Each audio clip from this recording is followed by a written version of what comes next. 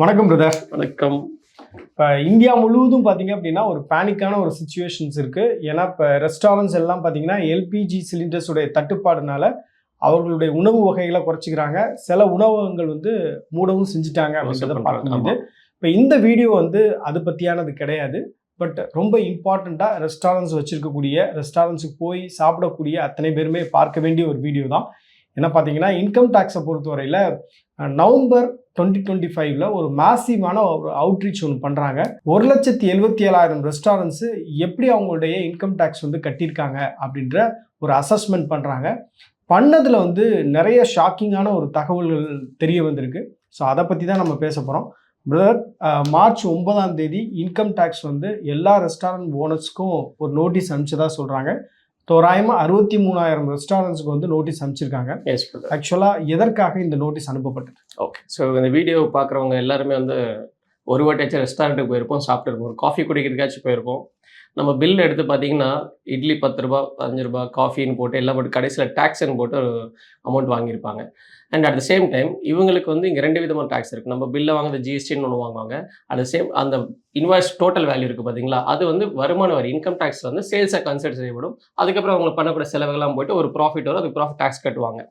இங்கே இந்த ரெஸ்டாரண்ட்ஸ் பெரும்பாலும் என்ன பண்ணியிருக்காங்கன்னு பார்த்தீங்கன்னா, ரெஸ்டாரண்ட் சேல்ஸ் பெரும்பாலும் வந்து B2Cன்னு சொல்லுவாங்க. ஏன்னா அங்கே போய் வாங்கி சாப்பிட்றவங்க வந்து ஒரு நார்மல் கஸ்டமர், அவங்களுக்கு ஒரு அவங்க பிஸ்னஸ் பண்ணுறவங்களாம் கிடையாது.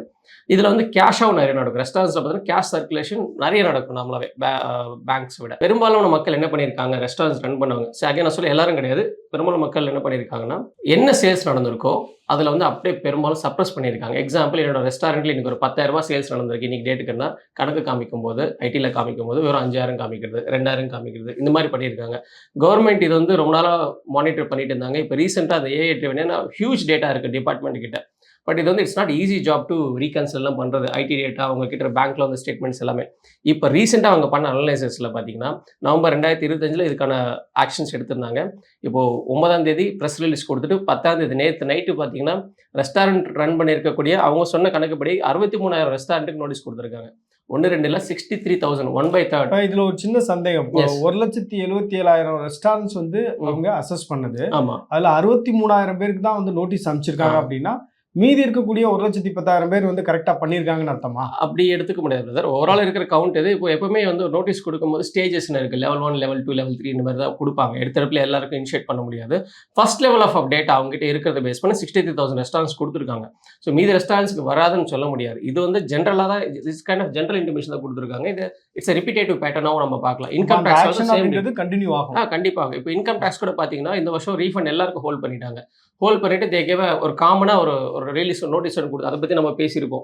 இப்போ ஒரு பேனிக் மோடில் வந்து நீங்கள் இப்போ இது கூட பாருங்கள், உங்களுக்கு நோட்டீஸ் வந்துருக்கும். அதில் என்ன சொல்லியிருப்பாங்கன்னா, நீங்கள் மிஸ்டேக்ஸ் பண்ணியிருந்தீங்கன்னா நீங்களா போயிட்டு அப்டேட் ரிட்டர்ன் ஃபைல் பண்ணி க்ளோஸ் பண்ணுங்க தான் சொல்லியிருப்பாங்க. மார்ச் 9 வந்து அந்த நோட்டீஸ் இருக்கு இல்லையா, அதில் வந்து என்ன சொல்கிறாங்க, நீங்கள் வந்து மார்ச் 31 கரெக்ஷன் பண்ணணும் அப்படின்னா உங்களுக்கு வந்து நீங்கள் கரெக்ஷன் பண்ணிக்கோங்க, எந்த பெனால்ட்டி இல்லாமல் அப்படின்னு சொல்கிறாங்க.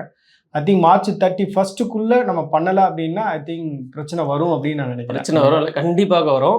அண்ட் இப்போ நம்மளாம் வாலண்டரியாக போகும்போது பெனால்ட்டி ப்ரொவிஷன் வந்து ஆஸ் பர் இந்த செக்ஷன்ஸ் பேஸ் பண்ணி நம்ம போய்க்கலாம். இப்போ எக்ஸாம்பிள், ஒரு வருஷம் நீங்கள் டிலே பண்ணிட்டீங்கன்னா 25%, 2 வருஷம்னா 50%, 3 வருஷம்னா 60, 4 வருஷம்னா 70, இந்த மாதிரி வந்து இந்த பர்சன்டேஜில் நம்ம பெனால்ட்டி பண்ணிக்கலாம். பட் இதுவே டிபார்ட்மெண்ட்டாக கண்டுபிடிச்சாங்கன்னா 100% வரைக்கும் பெனால்ட்டி போகிறதுக்கு அவங்க ரைட்ஸ் உண்டு. ஸோ அதனால் இப்போ ஒரு ஆப்ஷன் தான் கொடுத்துருக்காங்க நம்மளுக்கு. ஸோ இது இன்னும் இதில் நம்ம மோஸ்ட் இம்பார்ட்டன்ட் நம்ம பார்க்க வேண்டியது என்ன, ஃபர்ஸ்ட் ஆஃப் ஆல் நம்ம ரெஸ்டாரண்ட் போய் சாப்பிட்ருக்கோம், நம்ம காசு சுவாக ஆகிடுச்சு. இவங்க நீங்கள் இந்த நோட்டீஸில் இவங்க கொடுத்துருக்க இந்த ப்ரெஸ் ரிலீஸ் அவங்க கொடுத்துருக்கு பார்த்தீங்கன்னா இந்த நம்பர்ஸை என்னை வந்து ரொம்ப யோசிக்க வைக்கிறது. இந்தியாவில் இருக்க ரெஸ்டாரண்ட்ஸ் 1,77,000 ரெஸ்டாரண்ட்டு. இப்போ அவங்க ப்ரிலிமினரி செக் பண்ணது பார்த்தீங்கன்னா 8th March 2026 அவங்க சொல்கிறது என்ன, conducted that means national white survey was conducted on 62 restaurants. வெறும் 62 ரெஸ்டாரண்ட்டில் அக்ராஸ் 46 சிட்டிஸில் 22 ஸ்டேட்லையும் பார்க்கும்போது, அதாவது 22 மாநிலங்களில் 46 நகரங்களில் 62 ரெஸ்டாரண்ட்ஸில் வந்து சர்வே எடுக்கும் பொழுது தோராயமாக 408 கோடி ரூபாய் அளவுக்கு வந்து ஆக்சுவல் விற்பனையை வந்து அவங்க மறைச்சிருக்கிறாங்க. ஸோ இது ஜஸ்ட் நீங்கள் சொன்ன மாதிரி வெறும் 62 ரெஸ்டாரண்ட்ஸு. இப்போ ஒருவேளை அந்த 63,000 ரெஸ்டாரண்ட்ஸும் வந்து இந்த மாதிரி மறைச்சிருந்தாங்க அப்படின்னா அவங்க வந்து மார்ச் 31 கரெக்ட் பண்ணிக்கணும். ஒருவேளை அவங்க கரெக்ட் பண்ணிக்கல அப்படின்னா அப்போ அந்த தொகையை பாருங்க எவ்வளோ வந்து வரி ஏய்ப்பு அப்படின்றது நடந்திருக்கும். Huge value. இது வந்து அன்இமேஜினபிள் வேல்யூ. வெறும் 62க்கு 408னா தென் யூ கேன் இமேஜின். இதில் வந்து பெரிய ரெஸ்டாரண்ட்ஸ் இருக்குது, chain of restaurants, small restaurants எல்லாமே மிக்ஸ்அப் ஆகி தான் இருக்கும். But end of the day இவ்வளோ பெரிய இது வந்து ஒரு பெரிய லெவல் ஆஃப் ஸ்கேம் மாதிரி சொல்லலாம். பட் இது வந்து ஒருத்தர் பண்ண ஸ்கேம் கிடையாது. ஒருத்தரும் பண்ண சின்னதாக பண்ணது. ஒருத்தர் 10 ரூபா அவங்களால முடிஞ்ச வரைக்கும் ஏமாற்றிருக்காங்க. அதனோட இம்பாக்ட். அண்ட் நிறைய பேருக்கு இந்த வீடியோ பார்க்குறவங்களுக்கு ஒரு கேள்வி வரும், இது எப்படி சார் கண்டுபிடிச்சாங்க, ஹவு தே டிரைவ் இட், இதுக்கான சொல்யூஷன் என்னன்னு சொல்லிட்டு. சொல்யூஷன் பார்க்கும்போது சிம்பிள். நீங்களும் மிஸ்டேக் பண்ணியிருக்கீங்க அப்படின்னா நீங்களாம் வாலண்டியராக போய்ட்டு அப்டேட் ரிட்டர்னை ஃபைல் பண்ணிவிடுங்க. அப்டேட் ரிட்டன் வந்து ITRUன்ற ஒரு ஃபார்மில் நம்ம அப்டேட் பண்ணுற மாதிரி இருக்கும். ஸோ நீங்கள் அப்டேட் பண்ணிவிட்டு நீங்களாம் வாலண்டியர் என்ன டேக்ஸ் இருக்கோ கட்டிட்டு, இப்போ எக்ஸ்ட்ரா என்ன டேக்ஸ் கட்டுறீங்களோ அதுக்கு பெனால்ட்டி அப்ளிகபிலிட்டி இருக்கும்.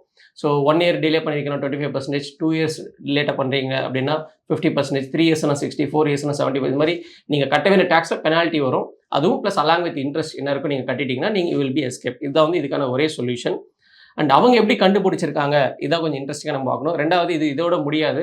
இப்போதைக்கு ஃபுட் அண்ட் பெவரேஜஸ் செக்டாருக்கு இந்த நோட்டீஸ் வந்திருக்கு, அவ்வளோதானே தவிர்த்து சப்சீக்வெண்ட்டாக எல்லா இண்டஸ்ட்ரிக்கு இது வரப்போகுது.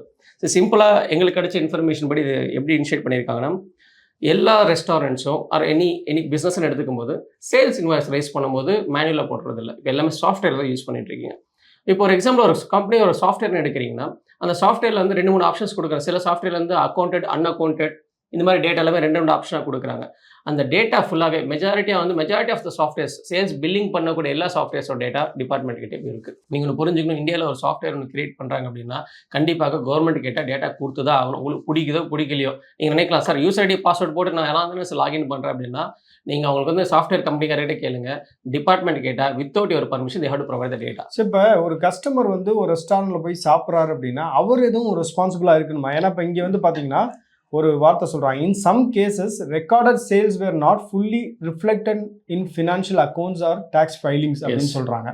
ஸோ இப்போ இதில் நம்ம எப்படி ஒரு கஸ்டமராக போய் ஒரு ரெஸ்டாரண்ட்டில் சாப்பிட்றோம்னா நம்ம எதுவும் கேர்ஃபுல்லாக இருக்கணுமா? இல்லை பிரதர், ஆஸ் அ கஸ்டமராக பார்த்தீங்கன்னா it's not at all possible for us to இதெல்லாம் மானிட்டர் பண்ண நம்மளால் ப்ராக்டிக்கலாக முடியாது. ஏன்னா ஒரு நாளுக்கு எத்தனை வாடிக்கையாளர் வராங்க ஓவராலாக சேர்த்து இயர்லி வருஷத்துக்கு ஒரு வாட்டி தான் அவங்க இன்கம் டேக்ஸ் டிக்ளேர் பண்ணணும். அதில் தான் அவங்க சேல்ஸை டிக்ளேர் பண்ணுறாங்க ஓவராலாக.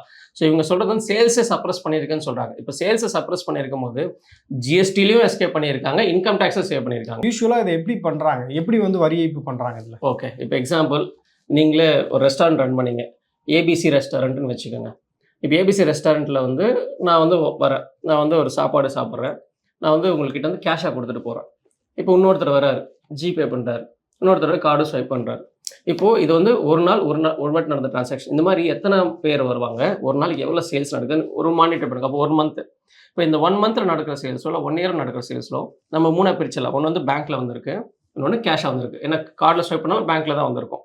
இப்போ கேஷாக வந்ததுக்கு எல்லாமே வந்து எந்த விதமான ப்ரூஃப் இருக்காது. பிகாஸ் இப்போ நான் 1 லட்ச ரூபா இன்றைக்கி வாங்கியிருக்கேன்னா 1 லட்ச ரூபா நான் டிக்ளேர் பண்ண அவசியம் கிடையாது. நான் பேங்க்கில் போய் டிபாசிட் பண்ணி வெறும் 20,000 30,000 டிக்ளேர் பண்ணிவிட்டு. மோஸ்ட்லி ரெஸ்டாரண்ட்ஸில் பார்த்தீங்கன்னா யாரும் கேஷில் கொடுக்குறது இல்லை, நிறையா வந்து ஜிபே தான் பண்ணுறாங்க, இல்லை வந்து கார்டில் பே பண்ணுறாங்க. பிரதர், அதெல்லாம் வந்து கவர்மெண்ட் எந்த அளவுக்கு ஸ்மார்ட் ஆகிட்டு போதோ ரெஸ்டாரண்ட் பிசினஸ் பண்ணவும் ஸ்மார்ட் ஆயிடுச்சு. நான் ஒரு அண்டர்ஸ்டாண்ட் பண்ணிக்கிறதுக்காக கேக்குறேன். நீங்க ஸ்கேனர் பாக்குறீங்களா? சிம்பிளா சொல்றேன், உதாரணத்துக்கு சொல்றேன். இப்போ ஜிபே பண்றோம், ஆமா, உங்க பேங்க்ல ரிஃப்ளெக்ட் ஆகும். உங்க பேங்க்ல ரிஃப்ளெக்ட் ஆச்சு அப்படின்னா நீங்க ஒரு தொழில் பண்றீங்கன்னா பேன் கார்டு எல்லாத்தையும் வச்சு இன்கம் டாக்ஸால ட்ராக் பண்ண முடியும். அதே மாதிரி தான் நீங்க வந்து கார்டில் பே பண்ணும்போது உங்க பேங்க் அக்கௌண்ட்டுக்கு வந்தது அப்படின்னாலே அது அக்கௌண்டட் மணி தான். ஸோ அப்போ வந்து உங்களுக்கு இன்கம் டாக்ஸோட ராடார்க்குள்ள நீங்க வந்துருவீங்க. ஓகே, ஒன்லி திங் வந்து நீங்க கேஷா கொடுக்கும்போது அதை யாரும் மானிட்டர் பண்ண முடியாது. அப்படி இருக்கும்போது எப்படி இந்த வரியை அப்படின்றத பண்றாங்க? இப்போ நீங்க போறீங்க ரெஸ்டாரண்ட், போயிட்டு எடுப்போம், ஸ்கேன் பண்ணுவோம், வந்துருவோம். ஸ்கேன் பண்ணும்போது அது கம்பெனி பேர்ல அந்த அக்கௌண்ட் இருக்கு, நீங்க செக் பண்ணீங்களா? இல்லை செக் பண்ணது உங்களால முடியுமா? மோஸ்ட்லி வந்து அந்த பேர்ல தானே இருக்கு. இப்போ அப்படின்னு நீங்க நினைக்கிறீங்க, ஏதோ ஒரு ரெஸ்டாரண்ட் போறோம்னா அந்த ரெஸ்டாரண்டோட பேர் தானே ரிஃப்ளெக்ட் ஆகுது. அது உங்களோட நினைப்பு. ஓகே, ஓகேங்களா? Very simple. சரி, பெரும்பாலும் என்ன பண்ணுவாங்கன்னா ஸ்கேனர்ஸ் வச்சிருப்பாங்க. சில இடத்துல பேடிஎம் கொண்டு, கூகுள் பே கொண்டு இதில் வைப்பாங்க. இல்லை ஸ்கேனர்ஸ் டிஃப்ரெண்ட் ஸ்கேனர்ஸ் வைப்பாங்க. நம்ம பெரும்பாலும் என்ன பண்ணுவோம், ஸ்கேன் பண்ணிட்டு பேமெண்ட் பண்ணிட்டு வந்துடும். நெக்ஸ்ட் வேற பெருசாக அதை யோசிக்க கூட மாட்டோம். சில இடத்துல பெரும்பாலும் சில இடத்துல என்ன பண்றாங்கன்னு பார்த்தீங்கன்னா, இப்போ நீங்க இருக்கீங்க ரெஸ்டாரண்ட் உங்க பேர்ல இருக்கு, அவங்க வைஃப் பேர்ல இருக்க ஒரு ஸ்கேனர், ஜிபே ஸ்கேனர் தானே, ஸ்கேன் எடுத்து அவங்க வைப்பாங்க. அவங்க மச்சான் பேர்ல இருக்குது, அப்பா பேர்ல இருக்குது, அம்மா பேர்ல இருக்க வைப்பாங்க. ஒரு குறிப்பிட்ட பேருக்கு ஒரு ஸ்கேனர் இருக்கும், அதுக்கப்புறம் இன்னொன்று இருக்கும். தேவைப்படுறதுல இப்போ என்ன பண்ணோம், டர்ன் ஓவர் ஃபுல்லாகவே ஒரு இடத்துல வராது, நடக்கிற சேல்ஸ் ஒரு இடத்துல வராது, டிஃப்ரெண்டா பிரியும். ஆனா அந்த பில் பண்ணி பணம் வாங்கும்போது என்ன பண்ணுவோம்னா வித் டாக்ஸ் போட்டு தான் அவங்க வந்து வாங்குவாங்க. இப்போ யோசிச்சு பாருங்க, நான் ஒரு ரெஸ்டாரண்ட்ல வந்து ஒரு இடத்துல மட்டும் 2 கோடி ரூபாய் டர்ன் ஓவர் பண்ணியிருக்கேன்னா, அப்ப நான் ஜிஎஸ்டி அதுக்கு ஃபுல்லா பேமெண்ட் பண்ணிருக்கேன். ஜிஎஸ்டி ஆல்ரெடி இருக்கு, பண்ணியிருக்கணும், அதுக்கான டாக்ஸ் கட்டியிருக்கணும். பட் இப்போ நான் ஸ்கேன் பண்ணி வேற ஒரு அக்கௌண்ட்டுக்கு பணம் போயிடுச்சுன்னு வச்சுங்களேன், அந்த அக்கௌண்ட்ல அவங்க லிமிட் மெயின்டைன் பண்ணிப்பாங்க. பெருசா போகாம ஒரு 30 லட்சம் 40 லட்சத்துக்கு மெயின்டைன் பண்ணிப்பாங்க. அங்க வந்து என்ன ஆகுனா இன்கம் டாக்ஸ் பண்ணும்போதும் ஜிஎஸ்டிலேருந்து எஸ்கேப் ஆயிடுவாங்க. ப்ளஸ் இன்கம் டாக்ஸ் ஒரு 40 லட்சம் 30 லட்சம் இருக்கும்போது அதுக்கு ரிட்டர்ன்ஸ் ஃபைல் பண்ணி ப்ராஃபிட் கம்மியாக காமிப்பாங்க. இன்கம் டாக்ஸ் ஸ்லாப் ரேட் இருக்குல்ல, எஸ்பெஷலி ப்ராப்பர்ட்டிஷிப் கன்சர்னுக்கு 5 லட்சம் டேக்ஸ் கிடையாது, 7 லட்சம் டேக்ஸ் கிடையாதுன்னு சொல்லிட்டு இப்போ எக்ஸாம்பிள் 40 லட்சம் சேல்ஸ் காமிச்சாலும் என் ப்ராஃபிட் வெறும் 5 லட்சம் தான் டிக்ளேர் பண்ணுவாங்க. ஆனால் ரெஸ்டாரண்ட்ஸ்க்கு ஒரு 10% ரீசனபிளாக நினைப்பாங்க. 40 lakhs சேல்ஸ் பண்ணால் ஒரு ஓகே 4 லட்சம் ப்ராஃபிட், அங்கேயும் டேக்ஸ் எஸ்கேப் ஆயிடுறாங்களா. ஆனால் அது ஆக்சுவலாக சேல்ஸ் எதுக்கு நடந்தது, ஏபிசி என்ற ரெஸ்டாரண்ட் நடந்தது. ஆனால் அந்த பணம் எந்த அக்கௌண்ட்டில் வந்திருக்கும், டிஃப்ரெண்டாக பிரிஞ்சிருக்கும். இது உங்களால் ப்ராக்டிக்கலாக பார்க்க முடியாது. So this is how they did it. ஆனால் இதெல்லாம் காமனாக எங்கே பிடிச்சிட்டாங்க தெரியுங்களா, என்னதான் வந்து ஸ்கேனர் பண்ணி நான் வேற எங்கெங்கேயோ வாங்கினாலும் அந்த பில் நான் கொடுக்குறேன்ல, கம்ப்யூட்டரைஸ் பில் கொடுக்குறேன், அது ஒரு சாஃப்ட்வேர்லேருந்து நடக்குது. சாஃப்ட்வேரை வந்து இவங்க வந்து they took it. ஸோ சாஃப்ட்வேரில் வந்து அக்கௌண்டட் அன்அக்கௌண்டட்ன்ட்டு நிறைய ப்ராக்டிக்கலாக சாஃப்ட்வேர் விற்கும் போதே சொல்கிறாங்க, சார் அன்அக்கௌண்டடுக்கு இந்த பட்டன் அழுத்துங்க, இந்த ஆப்ஷன் போங்க, அக்கௌண்ட்டுக்கு இது வேணுங்க, அவங்களே 2 அக்கௌண்ட் கிரியேட் பண்ணி கொடுக்குறாங்க. ஸோ இது மாதிரி பண்ணும்போது என்ன ஆகுனா கஸ்டமர்ஸ்க்கு தெரிய வாய்ப்பு, உங்களை பொறுத்தவரை பில் கரெக்டாக வரும், டேக்ஸ் இருக்கும், பில்லும் இருக்கும். ஆனால் அங்கே ஜிஎஸ்டி டிக்ளேர் பண்ணும்போதோ இன்கம் டேக்ஸ் டிக்ளேர் பண்ணும்போது அவங்க என்ன நினைக்கிறாங்களோ அதை டிக்ளேர் பண்ணுறாங்க. இதனால தான் இந்த மிஸ்டேக்ஸ் நடந்தது. இது வந்து இப்போ சொல்லுங்கள், இது வந்து ஒரு லேமனால கண்டுபிடிக்க முடியுமா? கண்டிப்பாக முடியாது, வாய்ப்பே கிடையாது. ஸோ இப்போ இந்த செக்ஷன் 139(8)A படி பார்த்தீங்கன்னா ஒரு ஆப்ஷன் கொடுக்குறாங்க, நீங்கள் வந்து மார்ச் 31 உங்களுடைய மிஸ்டேக்ஸை கரெக்ட் பண்ணிக்க முடியும் அப்படின்னு ஒரு ஆப்ஷன் கொடுக்குறாங்க. இப்போ இந்த ஆப்ஷனை பயன்படுத்தணும்னா இதுக்கு என்னென்ன எஸ்ஓபி இருக்குது, என்னென்ன வழிமுறைகள் இருக்குது, எப்படி வந்து ஒரு ரெஸ்டாரண்ட் ஓனர் தன்னுடைய மிஸ்டேக்ஸை கரெக்ட் பண்ணிக்கலாம்? செக்ஷன் 139(8)A என்னன்னா, உங்களுக்கு கொடுத்த நோட்டீஸில் உங்களுக்கு மெயில் வந்துருச்சுன்னா அந்த 63 ரெஸ்டாரண்ட்டில் நீங்கள் இருக்கிற பட்சத்தில் கண்டிப்பாக உங்களுக்கு நோட்டீஸ் வந்திருக்கும். நீங்கள் பாருங்கள், இது என்ன சொல்கிறதுனா அப்டேட் ரிட்டர்ன் சொல்லுவாங்க. நம்ம ஒரு இன்கம் டேக்ஸ் ரிட்டர்ன்ஸ்ன்றது வந்து இந்த வருஷம் இயர் நடந்ததுன்னா அடுத்த வருஷம் ஜூலைக்குள்ளேயோ செப்டம்பருக்குள்ளேயோ நீங்கள் இருக்கிற ப்ராப்பர்ட்டிஷிப் கன்சர்ன் டேக்ஸ் ஆடிட் நான் டேக்ஸ் ஆடிட் டியூ டேட்ஸ் வரும். பட் அந்த ஒரு வருஷமும் நான் தாண்டிட்டேன் அப்படின்னா நீங்கள் வந்து ரிட்டர்ன்ஸ் ரெகுலர் ரிட்டர்ன்ஸ் ஃபைல் பண்ண முடியாது. அதுக்கப்புறம் பண்ணுற உங்கள் ரிட்டர்ன்ஸ் வந்து அப்டேட் ரிட்டர்ன்ஸ் சொல்லுவாங்க. ITRU என்ற ஒரு ஃபார்மில் தான் நீங்கள் ஃபைல் பண்ணுவீங்க. ரெகுலராக ஃபைல் பண்ணது ITR 1, 2, 3 இந்த மாதிரி ஃபார்ம்ஸ் பண்ணுவீங்க. பட் இது அப்படி கிடையாது, ITRUன்னு சொல்லுவாங்க. இது வந்து லாஸ்ட் 4 years தான் உங்களால் பண்ண முடியும். அதுக்கு தான் அவங்களுக்கு நோட்டீஸில் கொடுத்துருக்காங்க ஃப்ரம் அசஸ்மெண்ட்டே 21-22 சொல்லியிருப்பாங்க. பிகாஸ் அது வரைக்கும் தான் பண்ண முடியும், அதுக்கு முன்னாடி இருக்க பீரியட் உங்களால் பண்ண முடியாது. அதுக்கு முன்னாடி பீரியட்லையும் நீங்கள் ஏதாச்சும் மிஸ்டேக்ஸ் பண்ணியிருந்தீங்கன்னா if department figured out you have to face the consequences.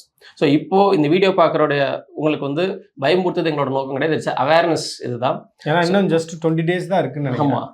So இந்த ஸ்கீம் பேரோடு பார்த்தீங்கன்னா சக்ஷம் நட்ஜ் என்ற மாதிரி இந்த ஸ்கீம் பேரோடு சொல்லியிருக்காங்க. ஸோ இந்த வீடியோ பார்க்குறவங்க எல்லாரும் என்ன பண்ணுறீங்கன்னா வாலண்டரியாக உங்கள் பேங்க் அக்கௌண்ட்டில் என்ன வந்திருக்கு, நீங்கள் சப்போஸ் வாலண்டரி நீங்கள் மிஸ்டேக் பண்ணிங்கன்னா உங்கள் ஆடிட்டரியோ கன்சல்டன்ட் அப்ரோச் பண்ணி ஒரு வாட்டி எல்லாம் வெரிஃபை பண்ணி பேங்க் ஸ்டேட்மெண்ட்ஸில் என்ன வந்திருக்கு, நம்ம என்ன டிக்ளேர் பண்ணியிருக்கோம், நம்ம சாஃப்ட்வேர்ஸில் என்ன டிக்ளேர் பண்ணியிருக்கோம் எல்லாம் பார்த்து நீங்களாக பண்ணிட்டீங்கன்னா அவங்க போகிற 100% பெனால்ட்டிலேருந்து எஸ்கேப் ஆகலாம். நீங்களாக போனீங்கன்னா நான் சொன்ன மாதிரி 25, 50, 60, 70 இந்த ரேஞ்சில் தான் உங்களுக்கு பெனால்ட்டிஸே வரும். அதுக்கப்புறம் லேட் ஃபைலிங் சார்ஜஸ் ஒரு 5,000 rupees அது போடுவாங்க. தட்ஸ் வெரி சிம்பிள், இது இங்கே முடிச்சுக்கலாம். So this is an awareness. Okay, miss பண்ணோம் அப்படின்னா 100% பெனால்ட்டியோட நம்ம டாக்ஸ் பண்ணணும். Of course. ஓகே. இன்னொரு கேள்வி கூட கேட்டுறேன். நம்ம வந்து தொடர்ச்சியாக நம்மளுடைய வீடியோஸில் இதை பற்றி நம்ம பேசியிருக்கோம், நம்ம 2 பேருமே இன்ட்ராக்ட் பண்ணியிருக்கோம். இது பற்றியான நிறைய கேள்விகள் நான் உங்கள்கிட்ட கேட்டிருக்கேன், நீங்கள் கிளாரிஃபிகேஷன்லாம் கொடுத்துருக்கீங்க. பட் இன்னுமே பார்த்தீங்கன்னா ITR ஃபைல் பண்ணி இன்னும் ரீஃபண்ட் வராமல் நிறைய பேர் காத்துட்ருக்காங்க. எப்போ வரும், ஒரு வேளை வரல அப்படின்னா என்ன ப்ரொசீஜரை நம்ம ஃபாலோ பண்ணணும்? இப்போ பார்த்தீங்கன்னா பிரதர் ஸ்டேஜ் வைஸாக இப்போ அதோட பேட்டர்ன் தான், இன்ஃபேக்ட் அதோட பேட்டர்ன் தான் இப்பயும் கண்டினியூ ஆகிட்டு இருக்குது. ஃபஸ்ட் அவங்களா வாலண்டரியாக நோட்டீஸ் கொடுத்தாங்க, நீங்களா ரெக்டிஃபை பண்ணுங்க ஆப்ஷன் கொடுத்தாங்க. இந்த ஐடிக்கும் பார்த்து அந்த ஆப்ஷன் யூஸ் பண்ணி நிறைய பேர் ரீவைஸ் ஃபைல் பண்ணாங்க. அண்ட் சில பேர் மிஸ்டேக்ஸ் ஏதாச்சும் கொடுத்துருந்தா அவங்கள ரெக்டிஃபைலாம் பண்ணிட்டாங்க. நிறைய பேருக்கு ரீஃபண்ட் வந்துடுச்சு. இன்னும் நிறைய பேர் சொல்ல மாட்டேன், ஒரு ரொம்ப ஸ்மால் கவுண்ட் ஆஃப் பீப்புள் மட்டும் இன்னும் ரீஃபண்ட் வரல. அவங்களுக்கு வந்து வி எக்ஸ்பெக்டட் ஃபெப் மந்த் எண்டுக்குள்ளே நோட்டீஸஸ் வரும், இல்லைனா ரீஃபண்ட் வரும்னு எதிர்பார்த்தோம். ரீஃபண்ட் வரவங்களாம் வந்துடுச்சு. பட் நோட்டீஸும் வரும்னு பார்த்து ஃபெப் எண்டுக்குள்ளே வரல. ஆனால் தெர் இஸ் ஒன்று இது இருக்குது, நம்மளாம் வந்து ரிட்டர்ன்ஸ் ஃபைல் பண்ண டேட்லேருந்து 9 monthsக்குள்ளே அவங்க வந்து ரீஃபண்ட் இனிஷியேட் பண்ணுறது நம்மளாம் அது ஒரு டாக் இருக்குது. ஃபினான்ஸ் மினிஸ்டர் அதை பற்றி ஒரு இடத்துல சொல்லியிருப்பாங்க. ஸோ அதனால் வந்து இப்போது ஜூலை மந்தில் ரிட்டர்ன்ஸ் ஃபைல் பண்ணியிருக்காங்க. வி மே எக்ஸ்பெக்ட் இந்த ஏப்ரல் மேக்குள்ளே ஒரு ஏதாச்சும் ஒரு அப்டேட் கண்டிப்பாக உங்களுக்கு வந்தே ஆகணும். இல்லைனா நீங்கள் வந்து ஒரு கிரீவன்ஸ் ரைஸ் பண்ணலாம். இது போல் நான் இந்த ரேட்டில் ரிட்டர்ன்ஸ் ஃபைல் பண்ணேன், பட் எனக்கு இன்னும் அப்டேட் வரல. ஈவன் அந்த கிரீவன்ஸ் நாங்கள் ரைஸ் பண்ணும்போது அவங்க இந்த கோட் பண்ணுறாங்க 9 months டைம் இருக்குது, நாங்கள் உண்மையாக பண்ணுறோன்ற மாதிரி அவங்க சொல்லியிருக்காங்க. ஸோ யாராக்கெல்லாம் ரீஃபண்ட் இன்னும் வரல, ஒரு கிரீவன்ஸ் ரைஸ் பண்ணுங்கள். You may expect positive news as soon as possible. Financial year வந்து முடிய போகுது, இன்னும் 20 days தான் இருக்குது, நெக்ஸ்ட் ஃபினான்ஷியல் ஆரம்பிக்க போகுது. பட் ஆனால் இன்னும் ரீஃபண்ட் வராமல் இருக்குது அப்படின்றது ஒரு பெரிய பிரச்சனை தான் பிரதர். இது என்னது பல நாள் செய்த தவறுக்கு ஒரு நாள் அனுபவிப்பாருன்னு இருக்குல்ல. ஸோ லாஸ்ட் ஃபியூ இயர்ஸ் வந்து நிறைய பேர் இந்த ராங் கிளைம்ஸ் பண்ணதுக்கான கான்சிக்வன்ஸை ஜென்யூன் டேக்ஸ் பேயர்ஸ் இப்போ அனுபவிச்சுட்டு இருக்காங்க, அவ்வளோதான். அண்ட் இப்போ இதனுடைய இதுவும் அதே தான். நிறைய இதில் வந்து ஜென்யூன் ரெஸ்டாரண்ட்ஸும் இருக்காங்க. ஆனால் சில பேர் பண்ண மிஸ்டேக்னால இப்போ ஜென்யூன் இப்போ 23,000 போட்டு நோட்டீஸ் அனுப்பியிருக்காங்க. எல்லாரும் ஃப்ராடுன்னு சொல்ல முடியாது. 63,000 எல்லாரும் ஃப்ராடுன்னு சொல்ல முடியாது. அதில் சில பேர் இருப்பாங்கல்ல, ஜென்யூன் ரெஸ்டாரண்ட்ஸும் இருக்கும். ஆனால் அவங்களும் they have to face the consequence. So இதுதான் அதில் இருக்க பிரச்சனை. ஸோ உங்களுக்கு தெரிஞ்ச யாராச்சும் ஃப்ராட்லெண்ட் பண்ணாங்கன்னா நீங்கள் டிபார்ட்மெண்ட்டுக்கு அஃபிஷியலாக நீங்கள் இன்ஃபார்ம் பண்ணலாம். பட் ஒரு ஸ்டேஜில் வந்து கெட்டவங்க பண்ணதால நல்லவங்களும் சஃபர் ஆவாங்க. அண்ட் இதை யோசிச்சு பாருங்கள், 1.77 lakhல 1/3 அவங்க நோட்டீஸ் அனுப்பியிருக்காங்க. கண்டினியூஸாக இதுக்கும் வரும். ஆக்சுவலாக இந்த நோட்டிஃபிகேஷன் வந்து 9ஆம் தேதியே நான் பார்த்தேன், ட்விட்டரில் பார்த்தேன். அப்போ வந்து ஒரு பாஜகக்காரர் ஷேர் பண்ணியிருந்தாரு. ஒருவேளை வந்து எல்பிஜி சிலிண்டர் தட்டுப்பாடு இருக்கிறதுனால வேணுமென்னே வந்து இந்த மாதிரி நோட்டீஸ் கொடுத்துட்டாங்க போல அப்படின்ற மாதிரியான டாக் எல்லாம் சோஷியல் மீடியாவில் இருந்தது. ஸோ சம்டைம்ஸ் அது வந்து ஃபேக்காக இருக்கலாம்னு சொல்லிட்டு கடந்து போயிட்டா. அப்போ நீங்கள் இதை பற்றி பேசும்போது தான் சரி இது முக்கியமான ஒரு விஷயம், இதை பற்றி நம்ம பேசி ஆகணும், மேபி ஆடியன்ஸ் வந்து பார்க்கக்கூடியவங்களுக்கு யூஸ்ஃபுல்லாக இருக்கும் அப்படின்றதுனால தான் இதை பற்றி. அதுக்கும் இதுக்கும் சம்மந்தமே கிடையாது. இல்லை தெளிவாக இருக்கும். இந்த ட்ரைவ் வந்து எப்போதுலேருந்து போயிட்டு இருக்கு, நவம்பர் 2025 இது போயிட்டு இருக்கு. ஏன்னா நோட்டிஃபிகேஷன் அனுப்புனதுனால தான் வந்து ரெஸ்டாரண்ட் ஓனர்ஸ் எல்லாம் பேசி வச்சுட்டு எல்பிஜி சிலிண்டர் தட்டுப்பாடு இருக்கு அப்படின்னு ப்ரொடெஸ்ட் பண்றாங்கன்ற மாதிரி ஒரு ப்ரொஜெக்ஷன் இருந்தது. ஐ திங்க் இந்த வீடியோ பார்த்தவங்களுக்கு ஒரு கிளாரிஃபிகேஷன் கிடைச்சிருக்குன்னு நான் நினைக்கிறேன். உங்களுக்கு ஏதாவது ஸ்பெசிஃபிக்கான கேள்விகள் இருந்தால் கூட கமெண்ட் செக்ஷனில் சொல்லுங்கள். நெக்ஸ்ட் டைம் வந்து கிரி பிரதர் சந்திக்கும் போது உங்களுடைய கேள்விகளை நான் அவர்கிட்ட கேட்குறேன். தேங்க்யூ.